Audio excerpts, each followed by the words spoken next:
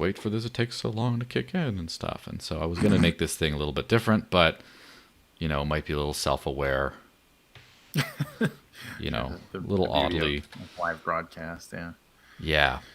It's a strange, you know, I would say it's an art, not a science, but it's not an art. It's more just like chaos.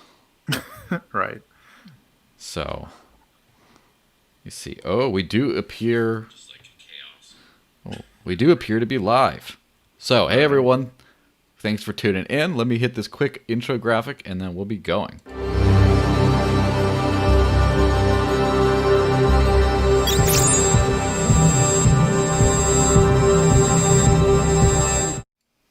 So, hey everyone.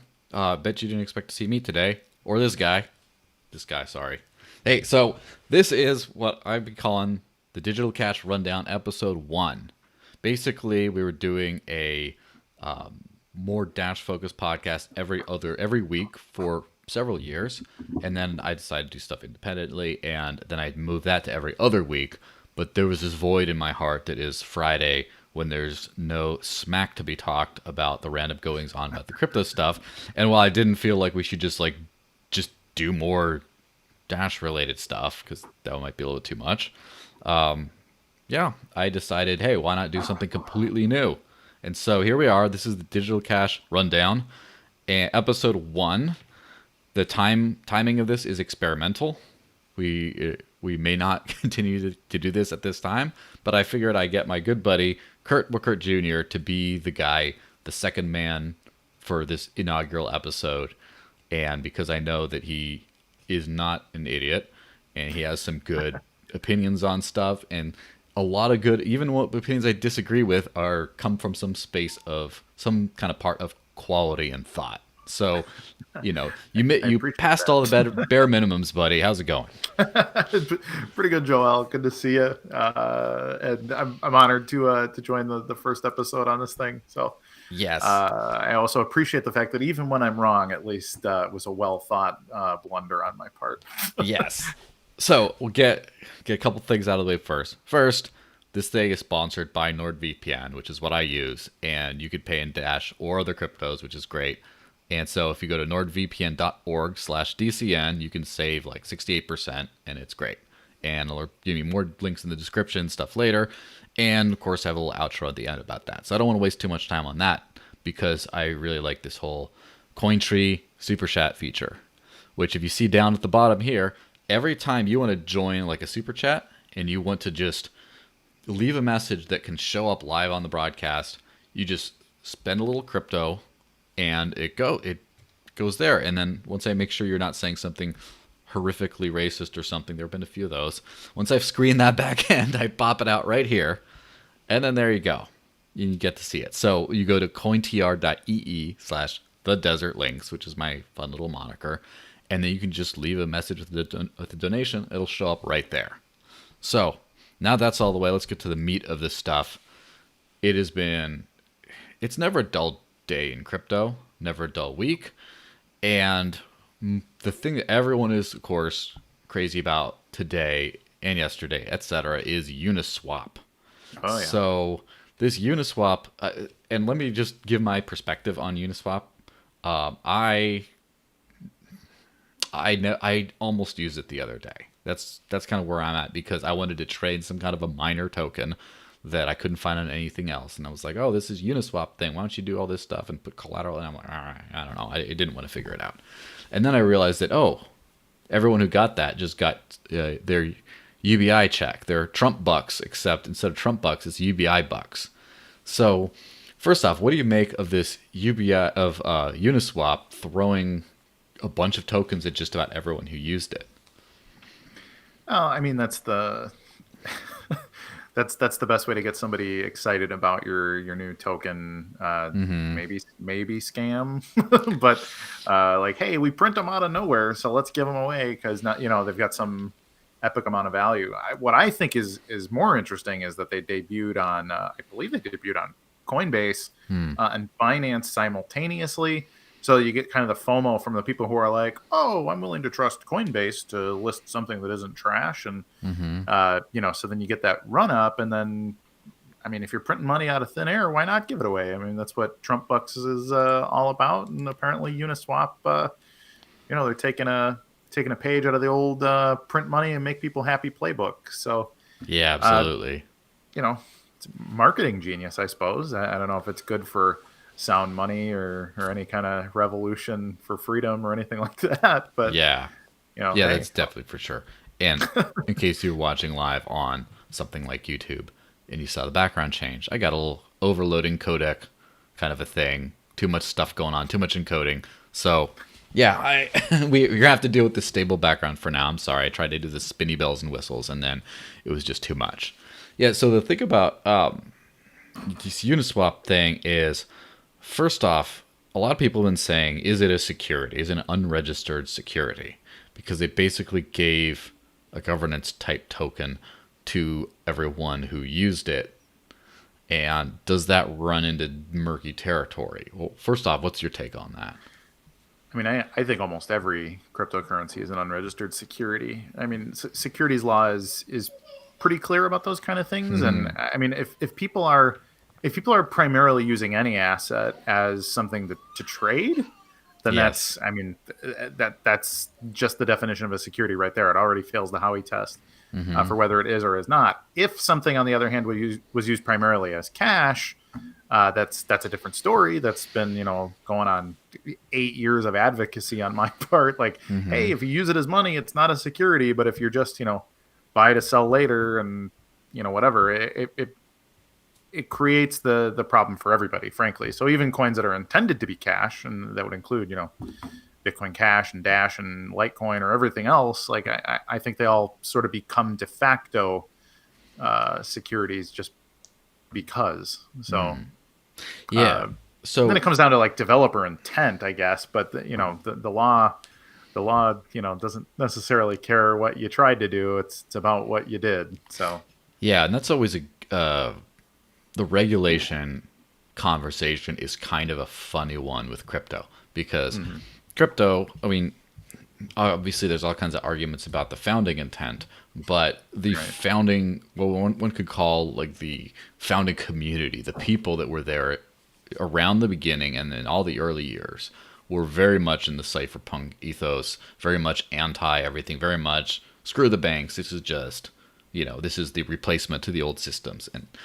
And so that's a very much anti-regulation kind of an angle. And at some point, I think that the crypto world as a whole transferred to something that's a lot more happy about regulation, but in an unaddressed way. This isn't like, yeah, you know what, but it's a good thing. It's just kind of this is huge because crypto's going mainstream and my bags are going to become heavier. Like my bags become, And so it's kind of like, from anything gets properly regulated, that's awful, and then to this whole thing where you're celebrating it but still haven't kind of come to terms of, wait, is regulation a good thing or a bad thing? Especially, or if, and beyond regulation, who should do the regulating? So what is your kind of position on that whole thing?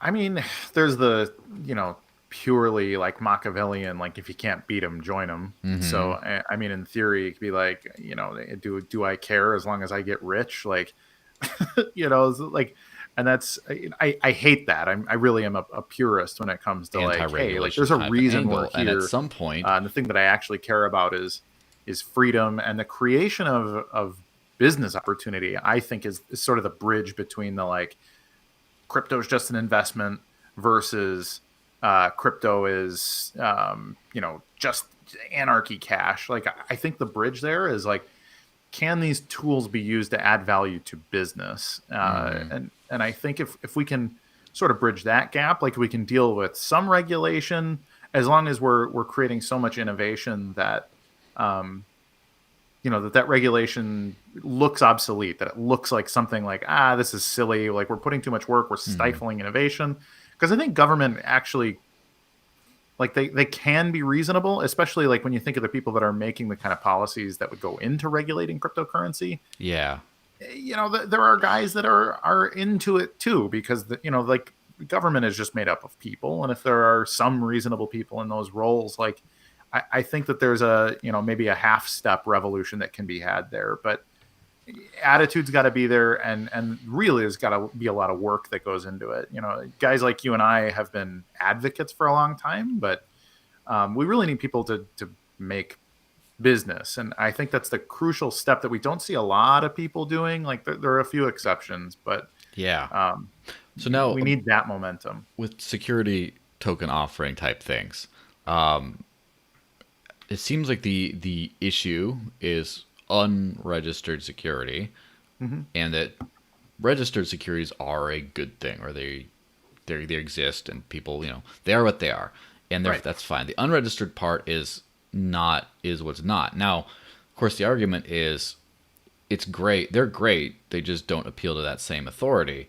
So is the unregulated securities a bad thing? Is that more of a purely practical thing, whereas then you can get in trouble, or it moves the space backwards by just having all this lawlessness? Or is it actually like, no, they should actually be properly regulated. It doesn't matter, that they're bucking the trends. I think people need to earn the right to self-govern. Like I really have my worldview is very much ANCAP. I look at myself and say I'm perfectly capable of governing myself. I'm a pillar of my community, whatever. But and that's how most people feel about themselves. But then they look at other people and say, well, I can't trust them. They're all criminals, So it's kind of a chicken or the egg thing, Do we need to have somebody make sure everybody does the right thing? And the answer is maybe. And that kind of disappoints me, because I feel like if good people were to do the right thing, and unregistered securities, were not primarily exit scams, I think then we can make the case like, hey, government, like you've been overstepping and stifling innovation for generations here, because look, we can have an economy that functions well and isn't screwing people by and large, or there's that 5% of fraud or whatever that you'd expect in any given market.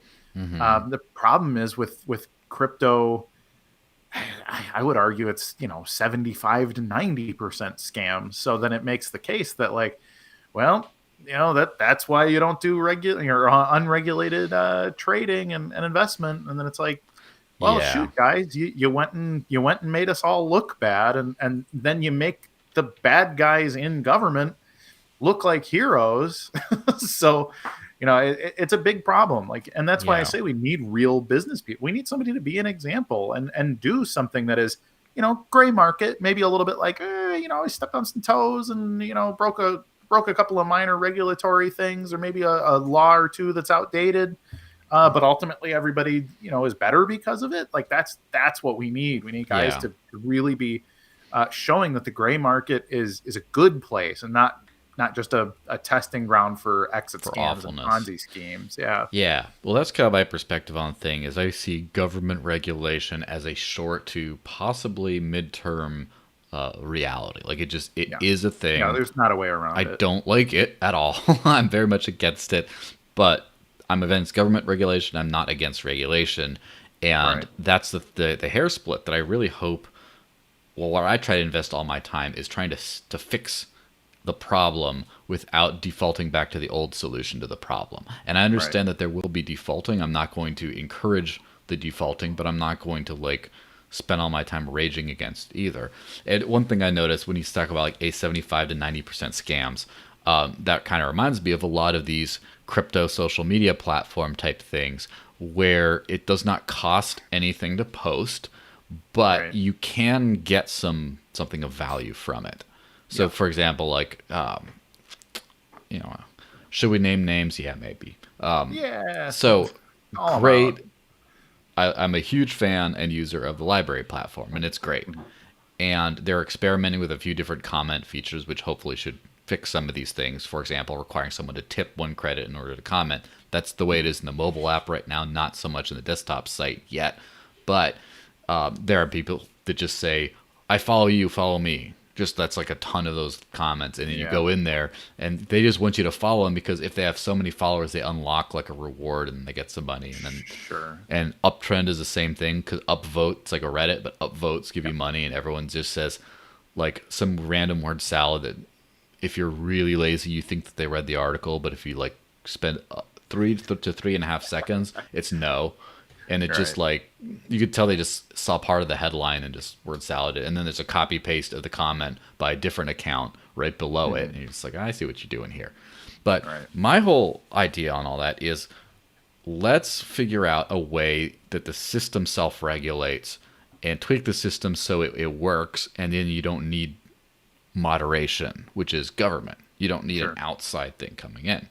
And that reminds me, is a good another point, a good segue point is, reminds me of Twetch, which is probably my favorite, non-traditional social media thingy. I don't think it's perfect by any stretch of the imagination, but it's doing a bunch of interesting things that nothing else is doing really. Yep. And so Twetch is the Bitcoin SV Twitter.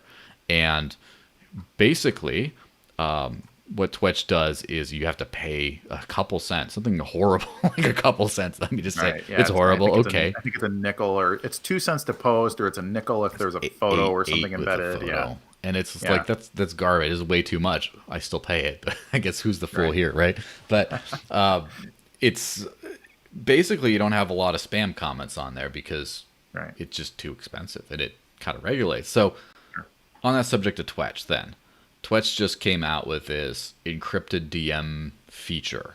I don't know, have you used that very much? Are you into that? Quite a bit actually. So I'm in a couple of groups with some of the guys. I'm actually friends with the founders of Twetch, full disclosure.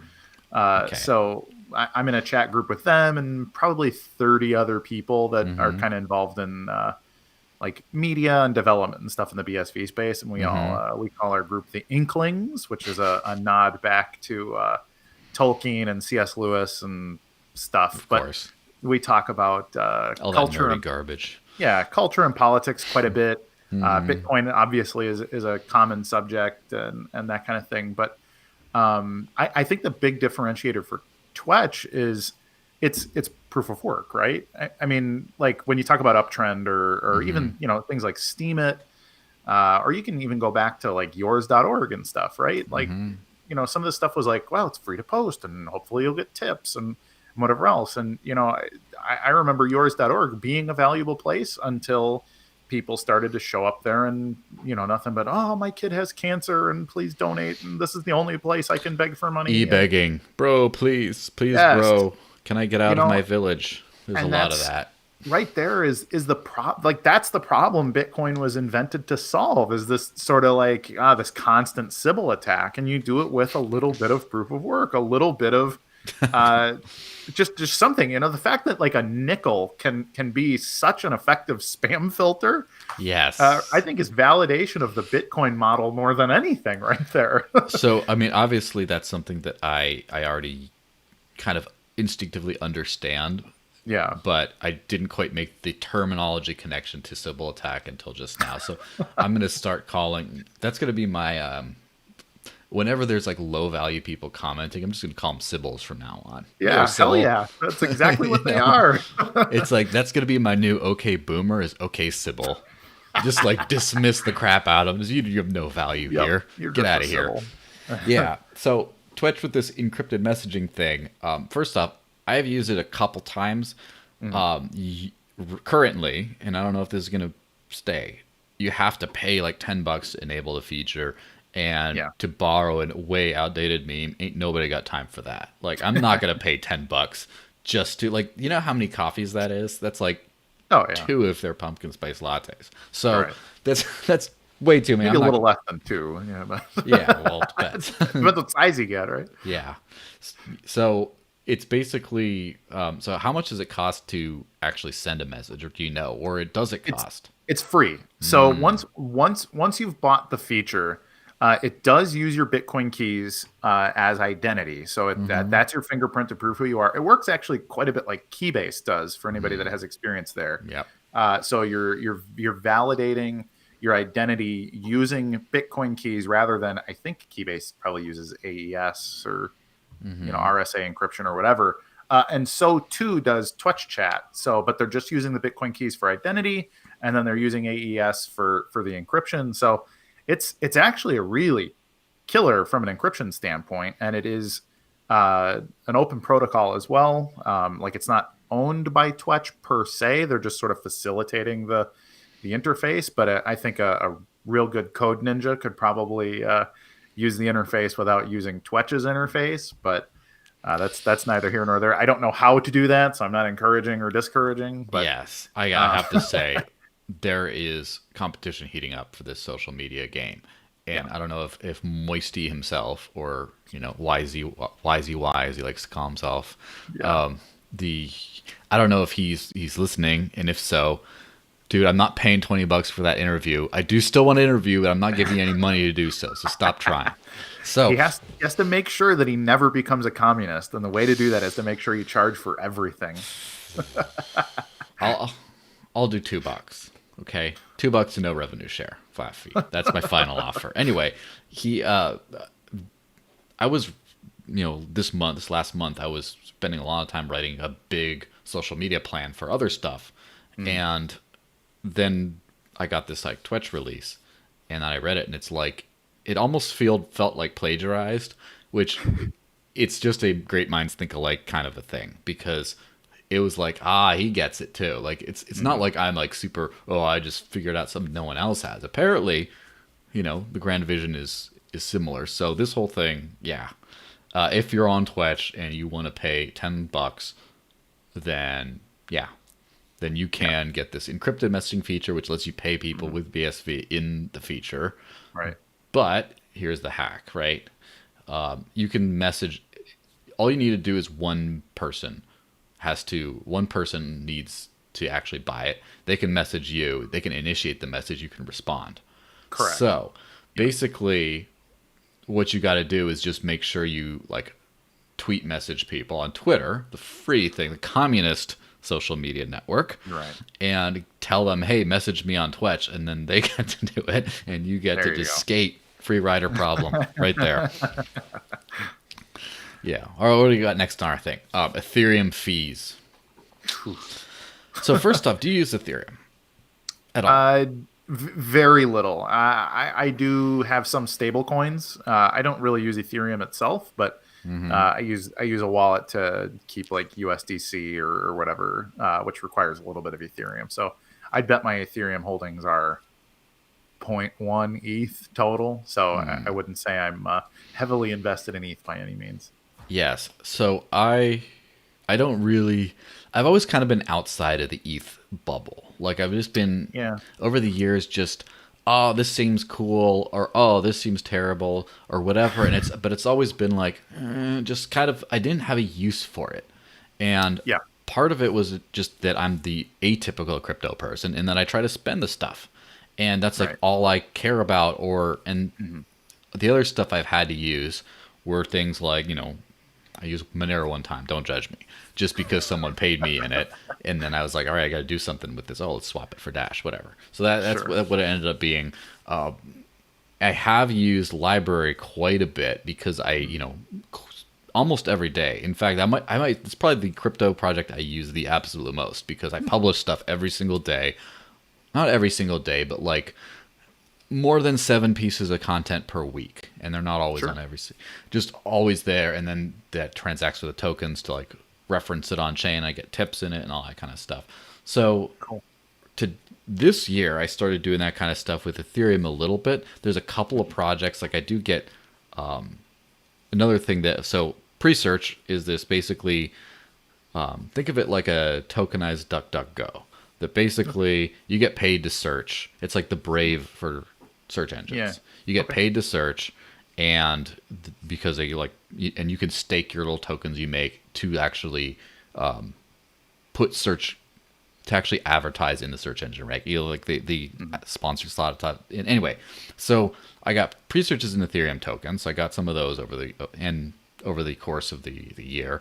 And then I got some some basic attention token from Brave, which they have locked up because I don't have Uphold because I'm unbanked, no KYC. So basically, get rid of your shit token and just do whatever. But I have a little bit of BAT too, and actually I should give a shout out to BAT. I think BAT is like the least scammy project on Ethereum. So that's that's my little endorsement there. Now, as far as in Brave, it's annoying as crap because you have to do, even to have a referral code, you have to now have like KYC, which is like just use fiat. I was like a beta tester, so I've been set up a long time. I don't know if that's Yeah, probably changed. not. It probably Yeah. did change. But I do get that from, I use a site called Publish0x, or they just Mhm. say it's called Publish, but it's a crappy name. Just call it what it is. And you Yeah. publish0x.com. And it basically, you just publish stuff, and, it's like a centralized blogging platform, but, Mhm. it's like anyone can blog on it, and any user can tip through a pool of tips that they already have. So they, like, someone donates a big bunch of BAT or Loop Ring or DAI or now Ethereum. There's some like, and then Yeah. they just have all this stuff, and they just you can tip, and the tipper gets a piece of the tip, and then the end recipient gets it. And so I've like hoarded a bunch of these ETH shitcoins kind of thing, and then of course I try to swap them out, and then they delayed withdrawals because ETH fees were so high that they're like, look, Yeah. we're trying to pay you out. If we give you $40 in this stuff, but it costs us $10, it's not worth it. And right now it's been incredible, like how high it is. Have you, in your bubble of the world, have you seen a lot of blowback on this? Oh yeah. I mean, Ethereum. First of all, I think Ethereum is kind of a scam itself. It can't scale. It's good for 15 transactions a second before it basically completely breaks down. And we've known that since 2017. Anybody that was into the CryptoKitties revolution can attest to the fact that, hey, like this can't deal with a couple, few tens of thousands of users trading cats on the internet. So Ethereum doesn't work. Now the fees, some of the highest fees, I saw a couple of screenshots of some people that had fees over $100. The highest fee that I saw was I think it was $347 was the fee. Yeah, pretty ridiculous. But it's all these people trying to trade on Uniswap using MetaMask and some of the other tools that they pile together for Ethereum. But Ethereum is it's Got got issues. some good ideas and it has the network effect, but it's just like BTC in the sense that it was designed to sort of sound like a good idea and accumulate value. And I think people are ignorant, frankly. I think people think that Ethereum's supposed to work and therefore they're supposed to use it, and it doesn't, and they don't know what to do about it. So Yeah, that's kind of funny because, like, I've kind of come to a little bit of an uneasy truce with BTC in that I don't. It's not for me. I'm not using it, but I understand why it has value for people. And sure, even when there's other things that could be better, I understand the liquidity, the fact that it's like right, a source code that everything backports to. Now, yeah. does BSV, by the way, backport from BTC from Bitcoin Core? Do you know? No, not at all anymore. In fact, Ooh. it's one of the only UTXO. I mean, technically, it is a software fork of BTC, but since the Genesis upgrade, it is a completely separate code base. They do not do any code sharing between Bitcoin Core since I guess it was February, maybe late January this year, Nice. when the Genesis protocol came out. So it's completely separate. It still has the chain of signatures back to the Genesis block that all forks of Bitcoin share, but yeah, but it's unique. As far as I'm aware, it's the only major copy paste, where it's like, oh, Core updated this, we better copy and paste, where relevant into our code base as Yeah. well. But so many projects use that, and Oh yeah. there's some like Dash that use it significantly, but a Mhm. lot of things are starting to become difficult to backport. For example, Yeah. not having replaced by fee in there, not having SegWit, and just a bunch of other things that are just becoming just much more difficult. So eventually, hopefully, maybe in the next year or so, there will be no more backports from there. But the reality is, almost everything backports a lot of stuff. So Yeah. as the mother code base, a Yeah. living mother code base, not a dead mother code base Right. yet. But as a Yeah. living mother code base, there's a lot of value. Just all the liquidity and stuff like that has a lot of value. But Well, sure. If I need to pay off a human trafficker, you got to use BTC. yeah, that's the real reason why Bitcoin is the number one privacy coin, is because not because it works super well for that. It's probably one of the worst if you think about it, but it's just because what are you going to do? You're going to use Monero and then you sell it on the one exchange that does Monero, so you know that you're the one who bought a child, because it's like the options are limited. Again, I'm being hyperbolic for comedic effect. But so Ethereum is one of those things where I never quite fully got. I got picked up on some of the hype, like, oh, this is exciting. You can do a bunch of self-executing stuff, but I never got like, what is it for? And I still haven't quite answered that question. My sort of answer is Ethereum is to solve first world problems. It's like the most first world coin, and totally. Take what I say with a grain of salt. I don't 100% believe everything I'm saying here, but it's like it is like the white privilege coin, for lack of a better term. Sure. It's like all the stuff that's done on Ethereum, or the major things, tend to be luxury items. Like, why do you need like an ENS domain to do this stuff? Like, is anyone really relying on that? Or basic attention token, where people are tired of, like, and I'm not talking, I mean, obviously I love BAT, right? But it's like, what, you're just so lazy that like you just want to be paid to use a browser. You want people to like just pay you to watch ads. Like, how spoiled are you? Like, it's not like a necessity, but it's a cool thing. Or UniSwap, or like DeFi. DeFi is the ultimate thing, where there's this giant technical explanation thing behind just, Wheel of Fortune, kind of just spin the wheel, slot machine. And that's where the value is. No one needs DeFi. Well, again, this is me and my ignorance, by the way. I'm sure there's a lot of people that could need DeFi. Sure. But the way it is now, it excites people because you can say a long technical thing and then get to gamble. Well, and that's Ethereum in a nutshell. Like, here, I'm going to use a bunch of words that almost nobody understands. They're going to think I'm smart and invest in my garbage that makes me rich. and I think that's actually the Ethereum business model. Like, something like DeFi. DeFi as it exists, I think, is total bullshit. I think it's a scam. I mean, most of the things that were big last month have already completely exit scammed. I mean, look at the sushi exit. And all of that we stuff. Moved past the produce phase of DeFi and have moved on to the completed menu item phase. Exactly. And what will be next will be like, garbage can or dumpsterfy. And then after that, it'll be like sapling, or like, it'll be the whole circle of life. Well, and that's the thing is it's bullshit, because DeFi conceptually is something that the world does need. We have billions of people that are unbanked, and an actual trustworthy peer-to-peer lending economy, right? Hello, Joel. Like, but an actual peer-to-peer lending economy solves all kinds of problems for people. Yeah. People like you in the first world who do it for, moral and ethical reasons, but there are whole continents full of people that don't have even a public identity that would allow them to get a loan if they could get to a bank. Yeah. And DeFi is something that should absolutely be invested in, but it's not really being invested in at all. It's being paid lip service to make people that are, roughly look like me and you, who are capable of being like, oh, okay, so I'll set up a MetaMask and a Uniswap account, and I'll get some ETH from here and there, and I'll buy some stupid token. It's going to go up 3,500% in 10 days, and I'm going to sell it.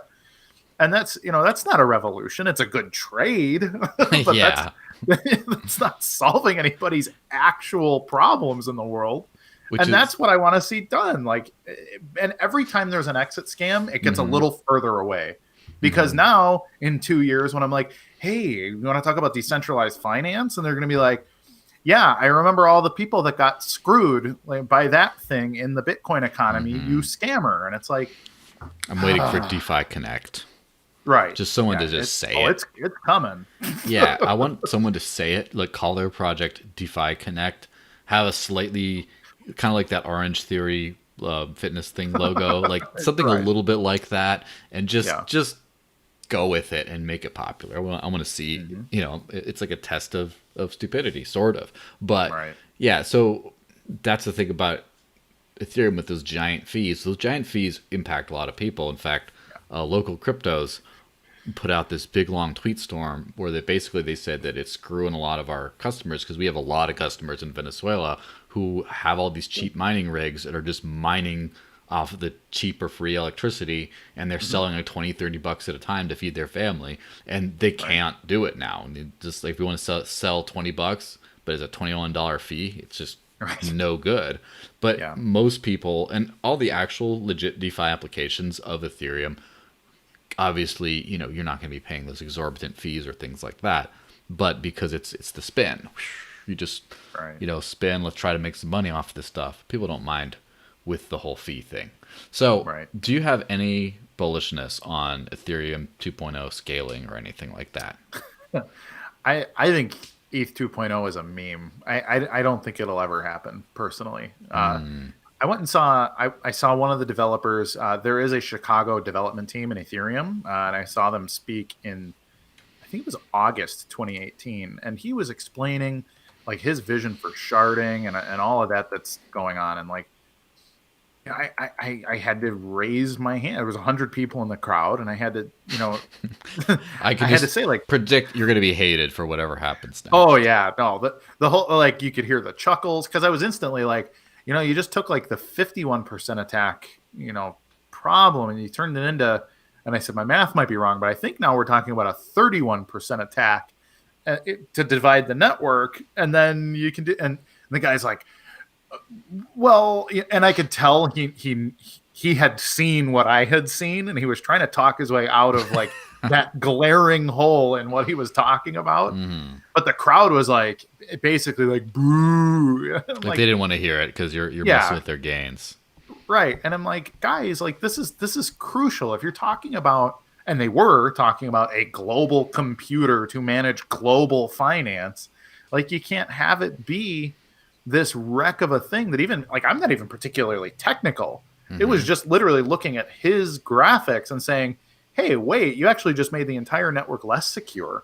Plus, I hate the economics of proof of stake. I think proof of stake is what the old economy is built on. Like, banks are proof of stake. Like, we have all the money, so we make all the rules, and that's what stakers are. You can't give that kind of power, because you're creating a bunch of little kings, basically. And you'll never get above them, and they don't have to provide any value for that stake, which is why I'm a huge maximalist for proof of work. So I think Ethereum is bullshit. I think Ethereum 2.0 is bullshit wrapped in glitter and unicorn glitter, maybe. Yes, I really do. UniSwap glitter. I missed that. Yes. That one. Yeah, that is, their logo is a damn unicorn too, isn't it? God, this is kind of funny. It's funny, but it's depressing, because like I really give a shit about this stuff, and yeah. Well, let me cheer you up briefly. Before I do that, I gotta say something semi-depressing, maybe, which is Litecoin is at close to 100,000 transactions, and for those who haven't been paying attention, earlier in the year it was around 20,000 a day, and then recently it's gotten more to the 30 to 40 range. But then the last couple days it's been like just picking up. And I think a lot of this, so local cryptos, for example, supports Bitcoin, Ethereum, and Litecoin, and Dash is coming very soon. In fact, they had a Twitter poll. Basically, they wanted to add Dash, but this is uneducated jackass talking. Don't actually get mad at me and think, hey, I didn't say that. It's real. Oh, okay. They had a Twitter poll, or I think it wasn't a Twitter poll. They had a poll saying, which should we add next?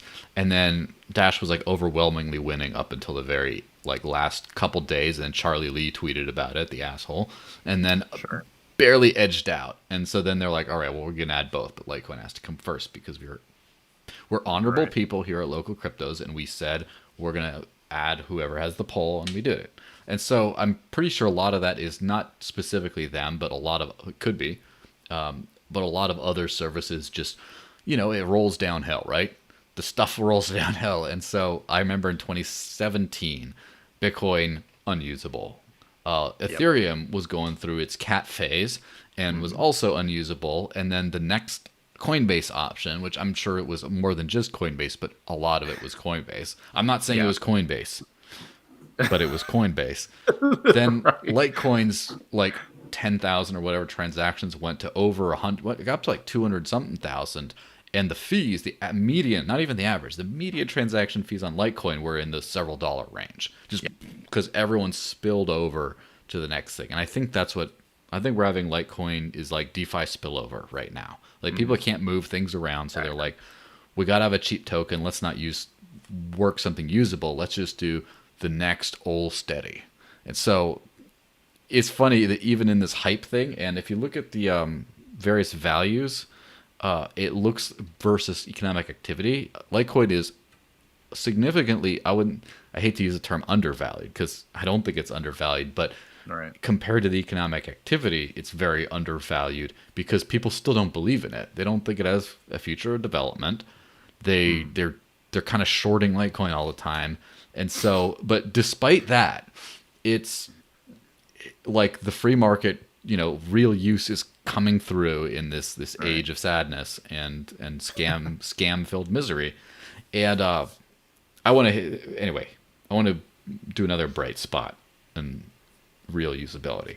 So there was this new initiative launched by Dashcore Group called FastPass, which basically says, hey, all these services that recognize Dash's special features like instant send, chain locks, things like that, we're going to call them all FastPass partners. We're going to put them all on a single page. So if you're like an arbitrage trader, you can just go here and that all these services, you can have your deposit finalized in like under 2 seconds, as opposed to waiting for half a day for confirmations or whatever. And then now you can start building on that network effect from that kind of thing. So that's sort of a trying to be real usable kind of an approach. On the other hand, it's also right now more targeted towards traders, which is kind of I would say like, I'm not going to, it isn't, but I'm going to be funny about it and say it's like an admission of defeat that like you tried to build a usable product for end users. And at the end of the day, you have to cater to traders. At the end of the day, you have to make the money where the money is. And then eventually people will be buying their coffee with it. Sure. And now this goes back to the, what we call like the regulation debate type thing. We got Kraken.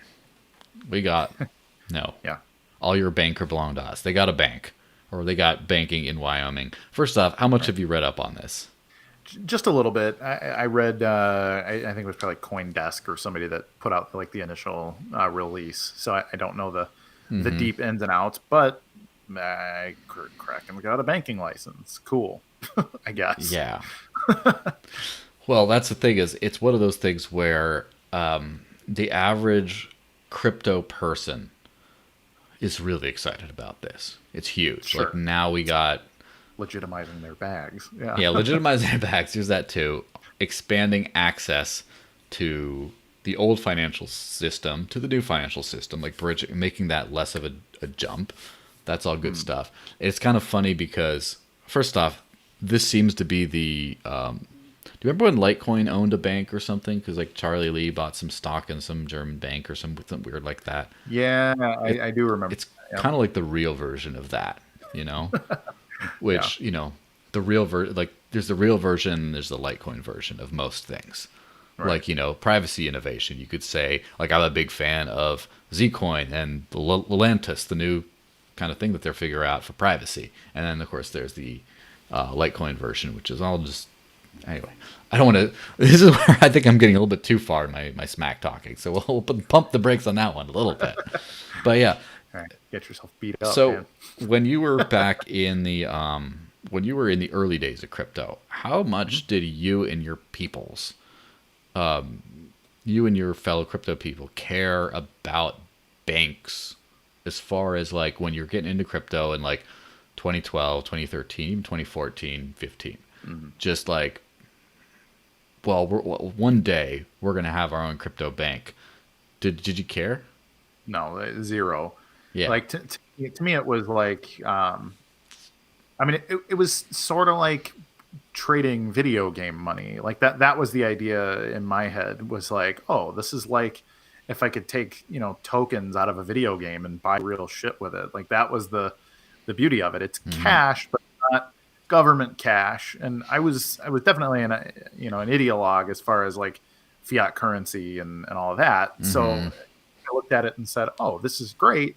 Like we can immediately set up an economy that functions outside of the banking ecosystem. So to come full circle and be like, hey, this is great. Like, all these exchanges are becoming banks, which is something I've been predicting. I don't know that I've got like time-stamped videos where I've said it, but I've been saying it about Coinbase for at least a few years now, that like, oh, they're clearly heading that direction. Like they're just going to be a bank, because that's how people are treating crypto anyways. Like, that's my savings account over at Coinbase. I save these, these coins. Like, I don't know. I don't even know if they're physical or what, but I got some, and so we got all the, idiot normies that have turned it into, their other savings account. Yeah.